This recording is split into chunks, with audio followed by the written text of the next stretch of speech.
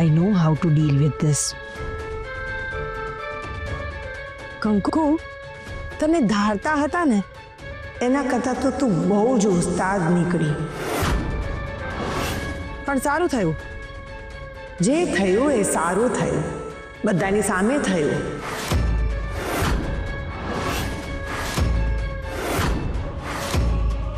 એટલે મમ્મી અને શ્રીભાઈની સામે પણ તારું સાચું રૂપ આવી ગયું. બેન, તમે આ રીતે કંકુને ધમકાવી ન શકો. હા ના, જરાય નથી ધમકાવતી. હું તો એને સમજાવું છું, એને હકીકત બતાવું છું. અને કંકુ, તારે આ ઘરમાં રહેવું હતું ને? કોઈ વાંધો નહીં, તું ઘરમાં રહે.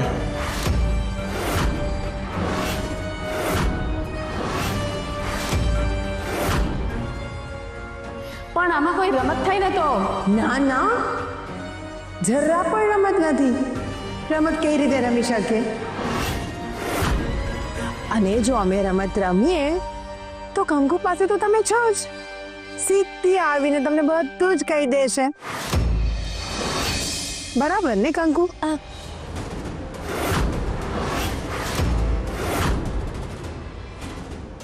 તમારે જાઓ. ભલે, પણ જો તને આ લોકો હેરાન કરે ને તો મને એક ફોન કરી દેજે. બધાને લઈને મોરચો લઈને આવી જશું અમે.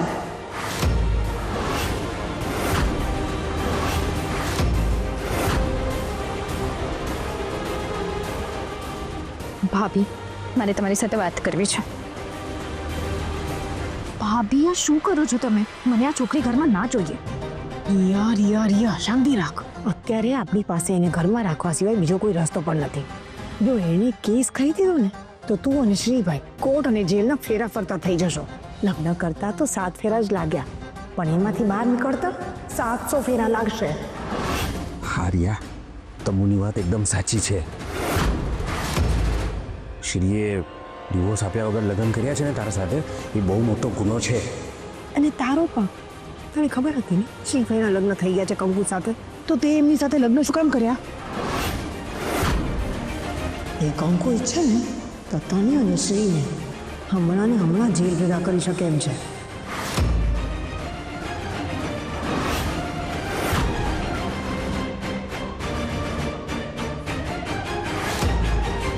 તારે ઘરમાં રહેવું હોય ને તો મારી એક શરત છે. તું આ ઘરની દીકરી કે શ્રીની વાઈફ બનીને નહીં આવે, પણ આ ઘરમાં નોકરાણી બનીને આવીશ.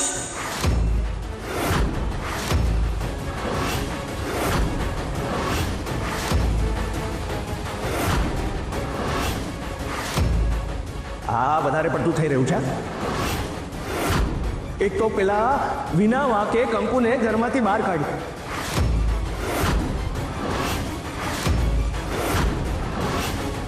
કે હવે કંકુ પાછી આવી છે એની નોકરાણી બનાવી છે. આ યોગ્ય નથી, આ ઠીક નથી.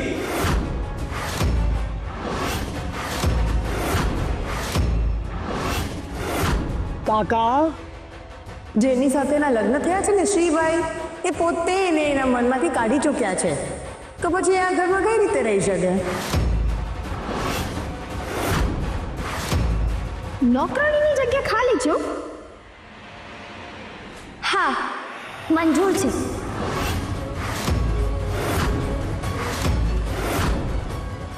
મને આ ઘરની નોકરાની બનીને રહેવાનું મંજૂર છે.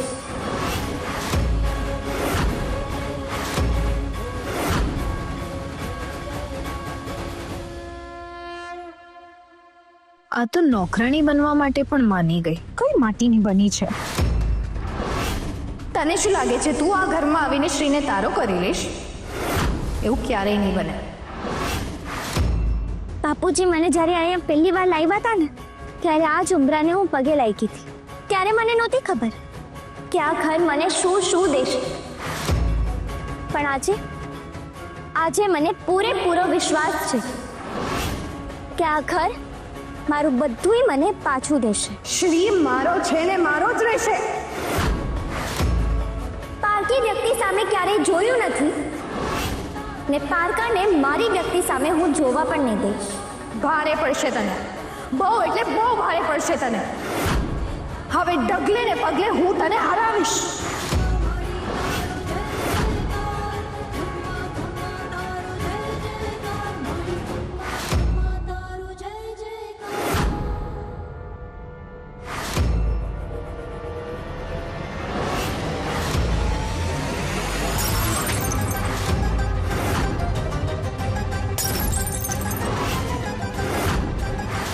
હું તને એટલે ઇઝીલી આ ઘરમાં નહીં આવવા દઉં.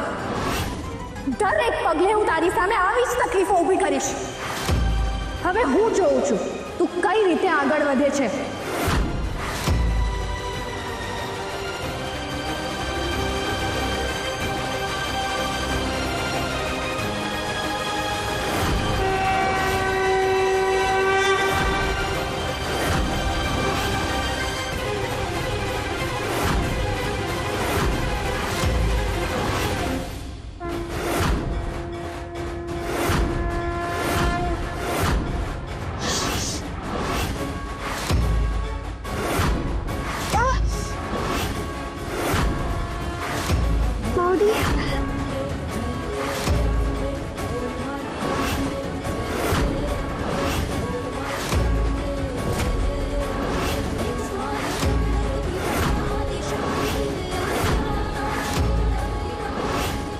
રિયાબેન, તમે ભલે માનતા હો કે તમારા અને નાના શેઠના લગ્ન થઈ ગયા છે, પણ જુઓ, ઘરમાં કંકુ પગલા તો મારા જ થયા છે.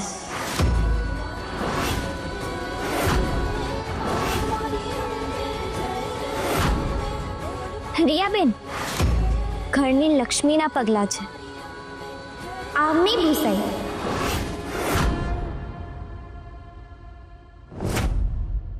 બા, મને માફ કરજો. આજે હું તમારી સામે બોલી ને તમારી દેખતા બીજા મોટા સામે બોલી. મારું વર્તન ખરાબ હતું બા, પણ મારા વિચાર ખરાબ નથી. જે હોય તો કંકુડીને તો હું મેલીશ નહીં. પણ આ બધામાં એક વાત તો સાબિત થઈ ગઈ હો ભાભી, કે કંકુડી તમને મૂર્ખ બનાવી ગઈ. જ્યોતિ, હમણાં શાંતિ રાખ ને, હમણાં રિયા આવતી જ હશે. રિયા? એને ક્યારે કીધું કે આવે છે? છેલ્લા 10 મિનિટ સુધી તો આપણે સાથે છીએ.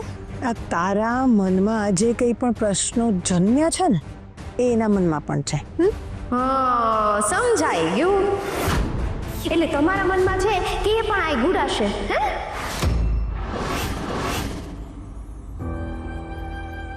શાબાશ, શાબાશ. બેટા, તને દુખતું તો નથી ને? સાચું કહું, આજે તે ખરેખર મજા કરાવી દીધી. હા હો, એકદમ ફટાફટ બધાને જવાબ દઈ દીધા તે. જવાબ એટલે કેવા જવાબ? બધાની બોલતી બંધ થઈ જાય એવા જવાબ. પણ કાકા, મારે બા સામે આવું બધે બોલવું પડ્યું. હે, ખરાબ થયું. એમને દુઃખ થયું હશે.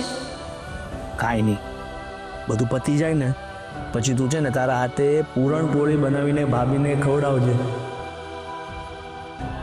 એ બધી ચિંતા તું મૂકી દે. કંકુ, તને આ બધું સૂઝ્યું કેવી રીતે? આ મહિલા સંસ્થા અને પોલીસ ને આ બધું? અને આ વિચાર આવ્યો કેવી રીતે?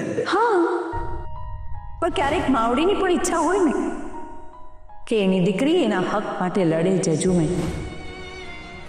એક વાત યાદ રાખજે, તમારા હક માટે તમારે લડવું પડે. બીજા સાથ આપે પણ આપણી જંગ તો આપણે જ જીતવી પડે. માનો કે માવડીએ મને રસ્તો દેખાડ્યો ને મેં નક્કી કરી લીધું કે હું એ જ રસ્તે ચાલીશ. બેસ્ટ કર્યું. લો, ગુડાણી.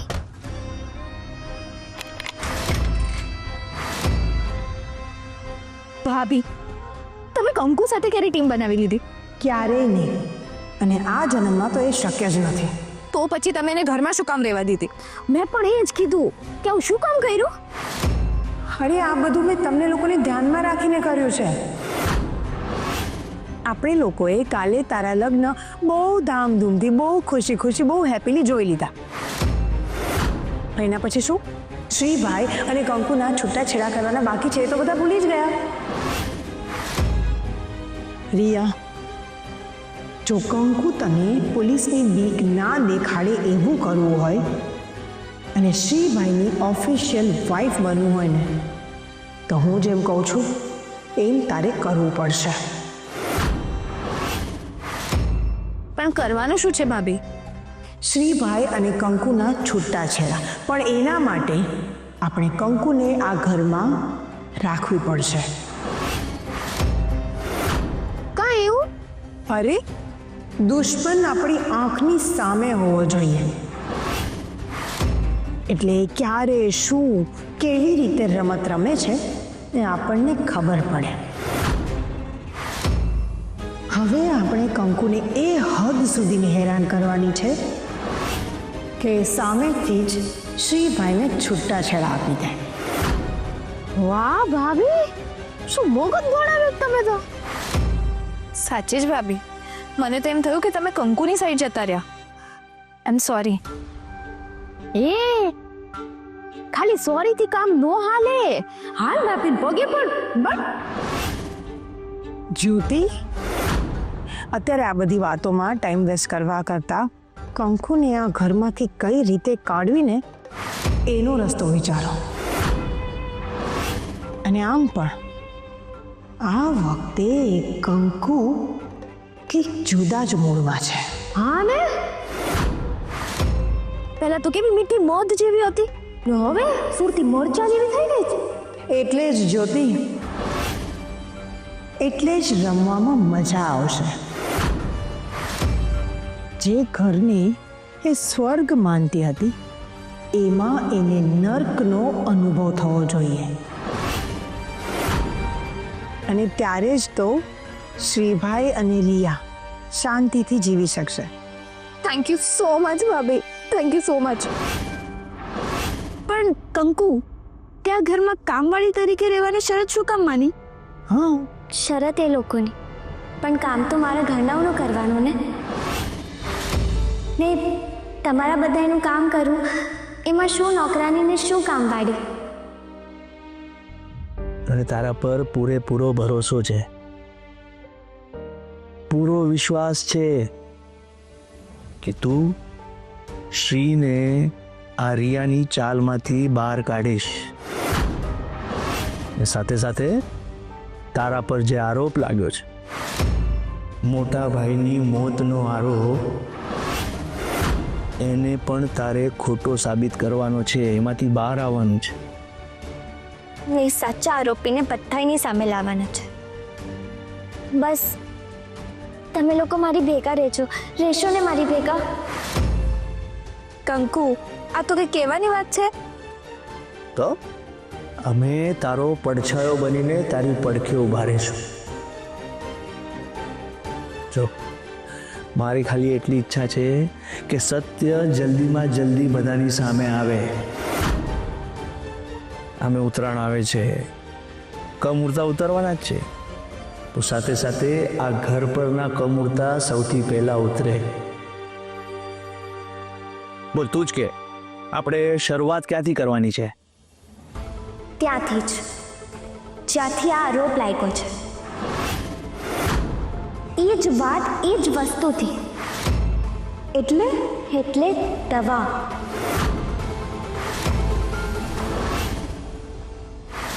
તમે અને જ્યોતિ ભાભી, તમે બંને મને એટલો સાથ આપ્યો છે ને કે મને ખબર જ નથી પડતી કે ક્યારે હું તમારો ઉપકાર ઉતારીશ. ડોન્ટ વરી, મને લાગશે ને ત્યારે સામેથી કહી દઈશ. એની ટાઈમ ભાભી. ભાભી, આ બધામાં તમે એ ન ભૂલી જતા કે હજી ભાગલા પાડવાના બાકી છે. હા, એના માટે જ તો આ બધું કરું છું. એ પ્રોમિસ મારું. જેવો કંકુનો ચેપ્ટર પૂરો થાય ને, હું મમ્મી અને શ્રીને લઈને મુંબઈ જતી રહીશ. પછી આ ઘર તમારું, પછી તમારે એની સાથે જે કરવું હોય એ કરજો.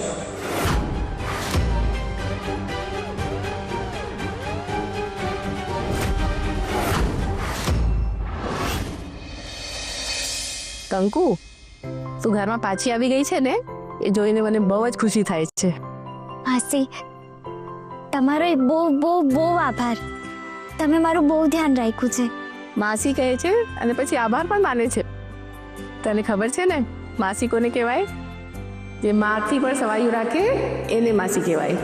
પણ તોય માસી, તમે મારું બહુ કર્યું છે.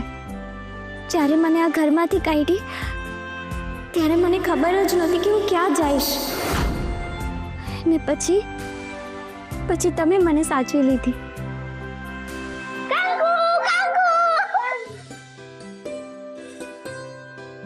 કંકુ, આજે જમવાનું તું બનાવીશ ને? યે, મજા આવશે. તનુના હાથનું મને તો નથી ભાવતું. ટીની, એવું નહીં બોલવાનું. તમને ખબર છે આપણા દેશમાં કેટલા બધા લોકો છે જેને બે ટંકનું જમવાનું નસીબમાં નથી. તો આપણે તો કેટલા ભાગ્યશાળી કહેવાય ને.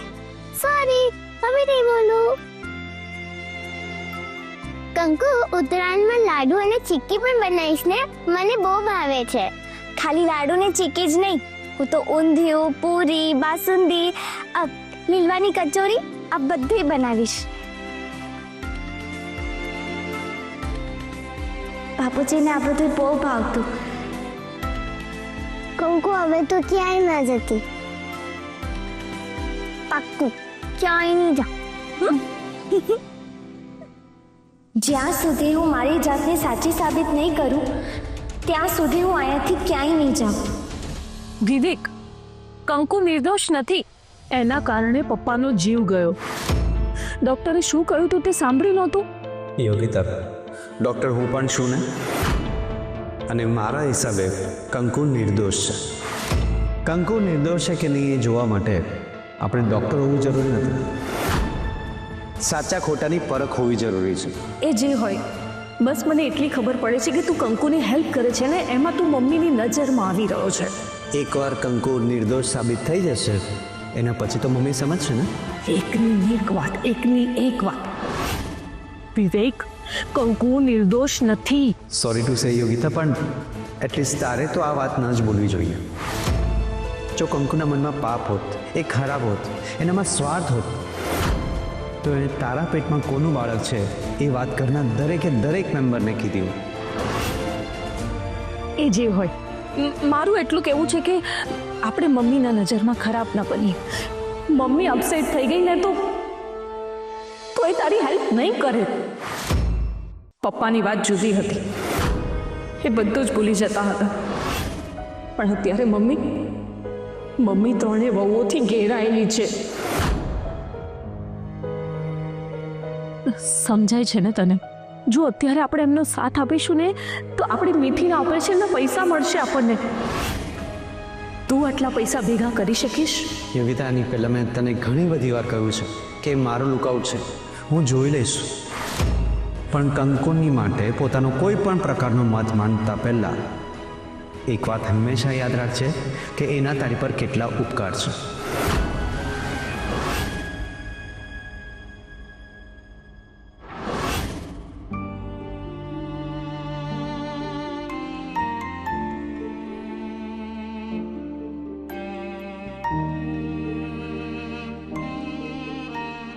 શ્રી,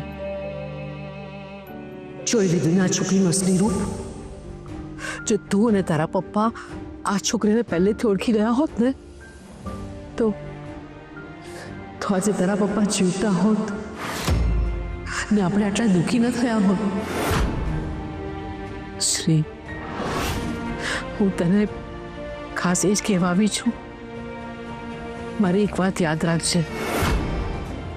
આ છોકરી ગમે તેટલી કોશિશ કરે તને ફસાવવાની, તને ભરમાવાની, સાવચેત રહેજે. એની એક પણ વાતમાં નહીં આવતો તું.